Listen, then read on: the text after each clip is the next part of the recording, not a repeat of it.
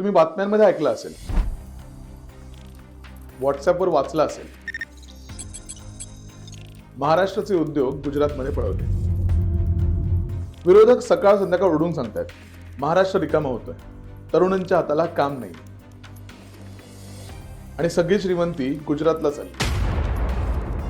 एक मराठी तरुण म्हणून जेव्हा आपण हे ऐकतो तेव्हा साहजिकच रक्त सळसळतं. आपल्याला वाटतं आपल्या हक्काचा घास कोणीतरी काढून घेतला. पण थांबा, आपण आज राजकारण बाजूला ठेवूया. आज आपण बॅलन्स शीट तपासणार आहोत. जरा डोकं शांत ठेवा आणि विचार करा. करोडो रुपयांची गुंतवणूक करणारी टेस्ला किंवा गुगल सारखी कंपनी काय नेत्यांच्या भाषणावर आपली फॅक्टरी हलवते, की त्यामागे काही इकॉनॉमिकल कारणही असतात? जर मी तुम्हाला सांगितलं की ज्या काळात ओरड चालू होती की उद्योग पळवले, नेमकं त्याच काळात महाराष्ट्राच्या इतिहासातील सर्वात जास्त परकीय गुंतवणूक का आली आहे? आज डिकोड करूयात the real industrial growth of Maharashtra.